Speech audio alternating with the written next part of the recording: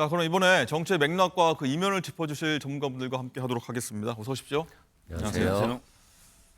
자, 보신 것처럼 윤 대통령의 시정연설 불참에 국민의힘 한동훈 대표는 직접 연설해야 된다. 이렇게 반대 입장에 섰고요. 그리고 한 대표는 명태균 씨 관련해서 침묵해 왔었는데 바로 오늘 아침에 대통령이 녹취 논란에 대해서 처음으로 입장을 밝히면서 자, 목소리를 내기 시작했습니다. 핵심은요, 윤 대통령이 사과해야 한다.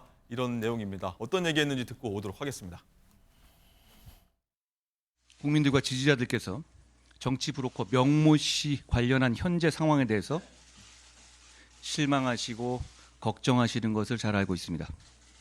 집권 여당의 대표로서 죄송하고 문제를 해결해야 한다는 무한한 책임감을 느낍니다. 분명히 말씀드리지만 제가 이끄는 지금의 국민의힘은 그런 정치 브로커에 끌려다닐 생각 없고 그럴 이유도 전혀 없습니다.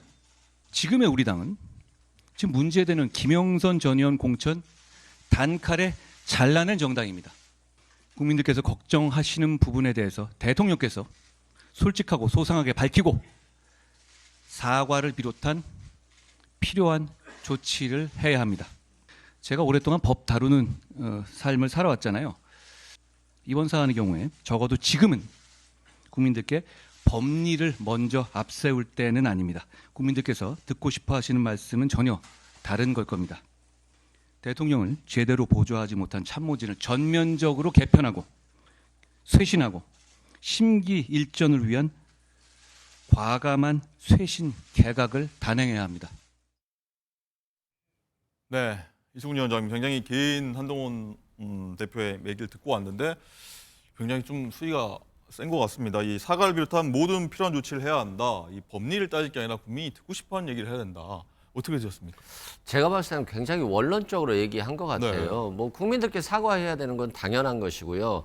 필요한 조치를 뭘로 해야 될 것인지에 대해서 얘기를 좀 하셨어야 되는데 더 구체적이었어야 된다. 그렇죠. 너무 두리뭉실하게 넘어갔다. 국민들은 지금 뭐 사과를 원하지 않아요. 사과를 원하지 않고 의혹 규명을 원하는 것인데 지금 특검밖에 없잖아요. 카드가. 그러면은 특검을 전격적으로 받아들이겠다. 뭐 이런 얘기들을 하셨어야 되는데 필요한 조치를 하겠다라고 하는 것 자체가 네. 너무 돌았다 말씀드리고요.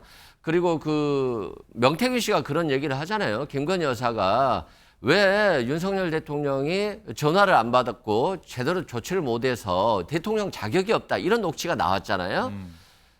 지금은 야당과 여당과 국민의 목소리를 들어서 그에 대한 조치를 해야 됩니다. 왜 명태균 씨 말을 안 들으면 대통령 자격이 없는 것인데 지금 왜 국민의 말을 안 듣고 있는지 좀 국민들은 한심하다고 생각하지 않을까 싶습니다. 네, 자 소정욱 변호사님, 이 정도면 제가 들었던 한동훈 대표의 어떤 대통령실을 향한 어떤 메시지 중에 가장 좀 수위가 높았다고 생각이 드는데 이승훈 위원장은 그것도 부족하다고 말씀하시네요.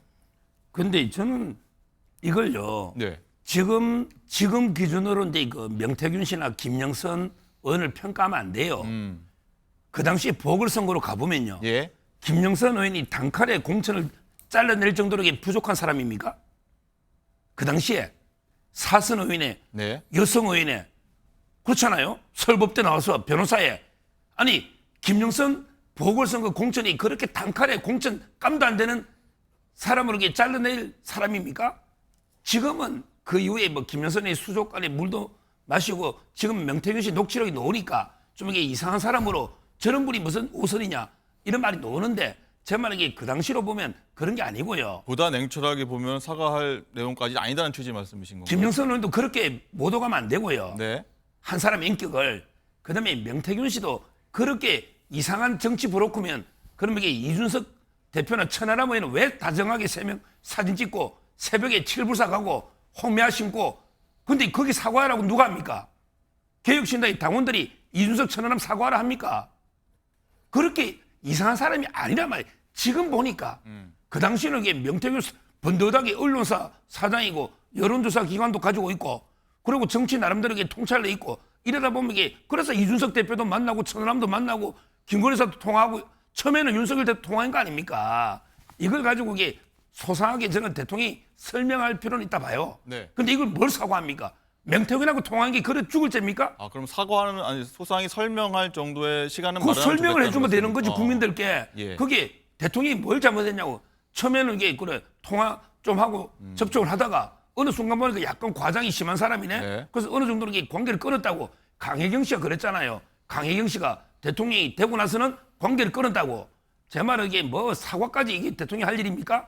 그냥 국민들에게 소상하게 어떤 일이 있었는지 설명하면 되는 거죠. 대통령실 입장에서는 이제 임기 반환점을 앞두고 있는데 그런 자리를 대통령이 마련해서 설명한 자리를 만들 필요는 있겠다는 어떤 동의하시는 지금 부분입니까? 이게 가짜뉴스 유언비어가 막 이게 판치고 있으니 예. 이걸 이게 분명히 정리를 하기 위해서는 이제 이거 소상하게 팩트대로 설명을 해줄 필요가 있는데 사과할 일은 아니다. 마치 이게 명태균하고 전화한 게 다 잘못이면 그 당시에 정치인들 중에 명태균하고 통화하거나 안 만난 정치인이 몇 명이 있습니까? 한 20, 30명은 만났다 하잖아요. 그러면 그게 범죄입니까?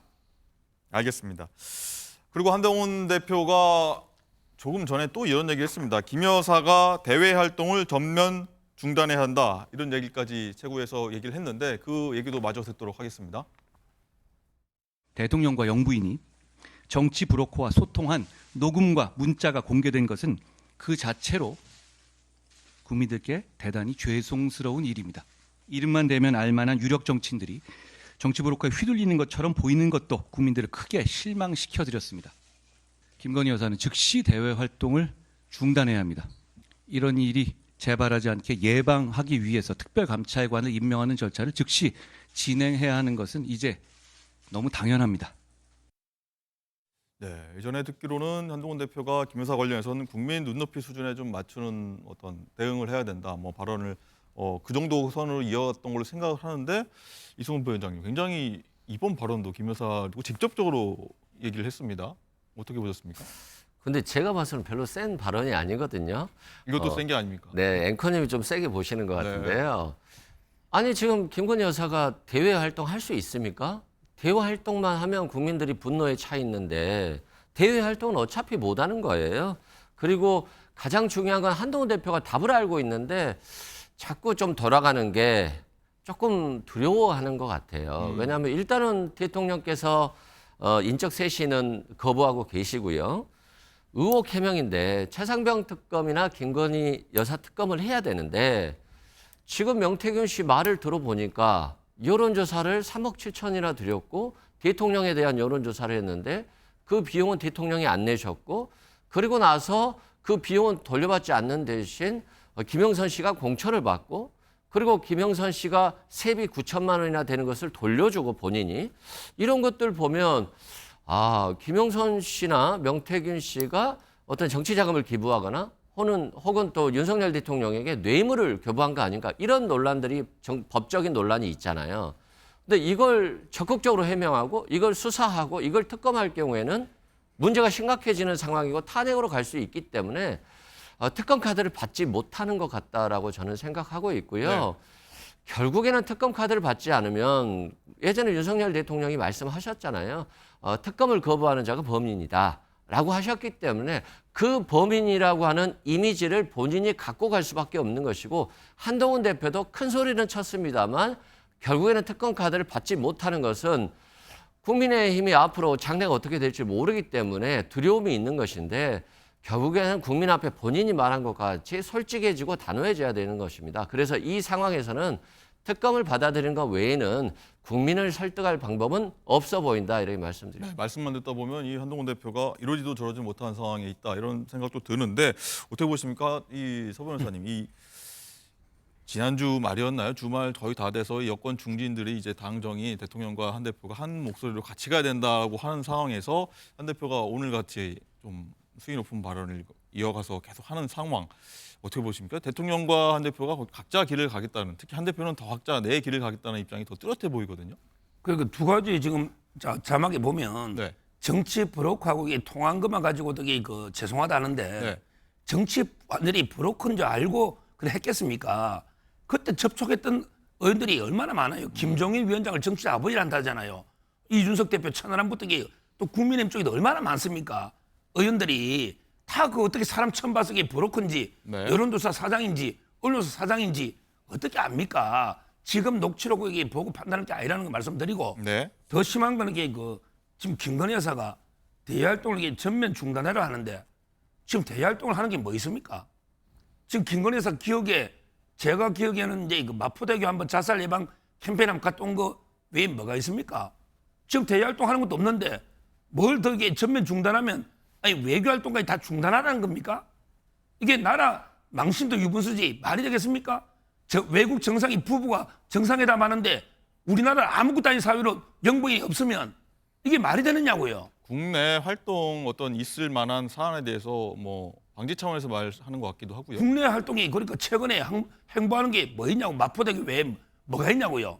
옛날에 김정숙 여사는요. 네. 화성 소방서에 가가지고 1층부터 2층까지 다 소방관들 도열시켜놨고요. 관등 성명되고 이랬습니다. 그럼 그거는 뭐라고 할 겁니까? 아니 마포대에 가가지고 뭐 이게 지시하는 듯한 모습 가지고 뭐라는데 그럼 김정숙 여사가 화성 소방서는 그 사진 한번 보십시오. 이런 걸 한동훈 대표는 비판해야지. 아니 아무 활동도 지금 살다 안 하고 있는 김건희 여사 보기에 전면 중단하라? 그럼 이게 외교 활동도 중단하라는 건지 뭐 도저히 납득이 안 됩니다. 네. 말씀 듣다 보면 이 정부 여당이요, 이 명태균발 태풍에 휘말린 듯한 그런 모습도 볼 수 있는데 민주당이요, 명태균 씨의 새로운 녹취를 또 공개를 했습니다. 자, 이번에 윤 대통령 취임 이후인 2022년 6월에 녹취된 것이라고 주장을 했는데 그 얘기도 듣고 계속 이어보도록 하겠습니다. 대통령 전화로 통화 아직도 하고요. 저 대통령은 자기가 그거 안 한 사람은 안 받죠. 그리고 김건희 사모는 원래 전화가 세대예요. 비밀 전화가 따로 있죠. 급하게 할 때. 아침에도 내 대통령한테 그 김영선 의원 내가 영상 편집했더라. 그 영상 내가 편집했고 앞에 그 사진 하나 넣고 근데 고생했다고 축하한다고. 네, 지난번 녹취 같은 경우에는 대통령 취임 전날에 했던 거고 뭐 좋게 그냥 얘기해 준 것일 뿐이다라고 하면서 명 씨와는 이제 취임 이후에는 대통령실이 통화한 적이 없다 이렇게 얘기했는데 이것도 서 변호사한테 먼저 여쭤봐야 될 것 같습니다. 이 재작년입니다. 재작년 6월이면은 대통령 신분으로서 통화를 했다 이런 주장인데 명 씨의 얘기를 어디까지 믿어야 되는 건지 좀 아직도 좀 가물가물합니다. 어떻게 봐야 됩니까? 이거는 이제 그 뭐 강혜경 씨 말은 믿을 거 아니에요. 우리 그 야당도 강혜경 씨는 공익 신고자라면서 뭐 노영희 변호사도 붙여주고 강혜경 씨 말은 믿을 거 아니에요. 네. 민주당도 강혜경 씨가 이게 뭐라고 했습니까? 대선 이후에 대통령과는 관계가 명태균 씨가 끊어진 걸로 이게 강혜경 씨가 지수하고 있잖아요. 제 말은 전화라는 거는 게 그 신뢰나 모든 게 파탄 관계 끊어지도 전화가 한 번씩 오다 보면 이게 그 한두 번 전화는 뭐 바로 직후까지는 받을 수 있겠죠. 6월 달이면 바로 직후잖아요. 예. 5월 달이고. 5월에 취임식 했으니까. 따라서 저는 대통령 취임하고 나서부터 이게 사실상 명태균 씨와 신뢰관계나 믿음 이거는 이게 끝났다, 파탄됐다. 네. 이거는 이제 그 강혜경 씨가 이미 정언하고 있는 이야기입니다. 따라서 뭐 한두 번 이게 통화가 됐냐 안 됐는지 이게 중요한 게 아니다. 저는 이렇게 보이고 대통령 입장에서는 이게 거짓말할 이유가 없죠. 왜냐하면 이게 명태균 씨가 다 통화 내역이나 이게 녹음된 걸 다 알고 있는데 네. 금방 공개될 걸 통화 안 했다고 이게 거짓말 하겠습니까? 그보다는 기억력에 실제 대통령 되고 나서는 관계 끝났고 사실상 수많은 전화 오다 보면 그 전에 한두 뭐, 번은 네. 기억 못할 수가 있죠. 본선 이전, 경선 다음에 뭐 미국 대선 본선 이전에 좀 박절했다 이런 얘기여서 거짓말하고 있는 거 아니야라고 지금 보는 시각이 있어서 질문을 더 드린 거거든요. 아니, 그러니까 제 말은 네. 이게 그 신뢰는 끝났고요. 대통령이 그 고의로 허위로 해명할 이유도 없잖아요. 왜 통화 상대가 들고 있는데 네. 굳이 거짓말하면 이게 금방 들통날 텐데 거짓말할 이유가 없잖아요. 저는 단지 그 기억의 오류에서 그 이후에 몇 번 더 통화했을 수는 있겠는데 네. 그게 중요한 게 아니고 명태균 씨하고 대통령하고 그 신뢰가 이미 끝났다는 거는 강혜경 씨가 정언하고 있는 거예요. 네. 이수근 부위원장님은 뭐 쭉 말씀 들으셨는데 어떻게 좀 보셨습니까? 이 상황들. 그러니까 어떻게 국민들 저희가 이해해야 하는지. 그렇죠. 국민들은 다 거짓말이라고 생각을 하는데 대통령실은 거짓말이라고 생각하지 않는다는 게 문제인 거거든요. 대통령실에서 대통령의 기억이 잘 안 난다라고 하면 대통령실은 기억은 잘 안 나지만 명태균 씨와의 관계를 어느 시점에서 끊었다라고 해명을 하면 되는 것인데 경선 이후에 통화한 적이 없다고 그랬는데 통화했고 또 당선 이후에 또 통화한 적이 없다. 취임 이후에 통화한 적이 없다 했는데 취임 이후에도 뭐 연락을 했잖아요. 그리고 지금 명태균 씨 이 녹음을 보면 2022년 6월입니다. 그러면 지금 현재 시점을 예상하고 자신에게 유리한 녹음을 하기 위해서 이런 얘기를 했을 가능성은 없거든요. 근데 2022년 6월에도 대통령에게 메시지도 보내고 영상 편집한 것도 보내고 축하한다, 고생했다 이런 메시지를 받았다는 거잖아요. 네. 그러면 박절하게 끊은 것이 아니라 계속적으로 연락을 했다는 것인데 대통령실의 해명은 완전히 거짓으로밖에 안 들리는 거거든요. 그래서 이제 대통령실이 지금 문제가 많다. 대통령께서 하는 말을 그대로 그냥 전달할 뿐이지 대통령실이 정무적으로 대통령님 이 말은 잘못된 것 같습니다. 이 사실관계 확인이 필요하고 잘못할 경우에는 국민들의 반감을 살 수 있으니까 정확하게 얘기해 주십시오. 이런 절차들이 필요한데 대통령과 김건희 여사의 입만 바라보고 있을 뿐이지 누구 하나 뭐라고 말을 못하는 거 아닌가. 그래서 대통령의 권위도 추락을 하고 대통령의 부인도 추락하고 대통령실까지 추락하고 그리고 김건희 여사를 너무 보호하고 있는 검찰의 권위마도 추락하고 있기 때문에 지금 정부가 국정동력이 없고 무정부 상태가 돼버리고 있는 거예요. 정말 심각한 상황이고요. 이걸 해결할 방법은 한동훈 대표 말처럼 솔직하고 진솔하게 사실관계를 확인하고 잘못이 없다라고 한다면 특검을 받아들이면 되는 거거든요. 이 네. 부분이 해결되지 않으면 지금 뭐 국정동력을 회복하는 것은 불가능한 것으로 보여집니다.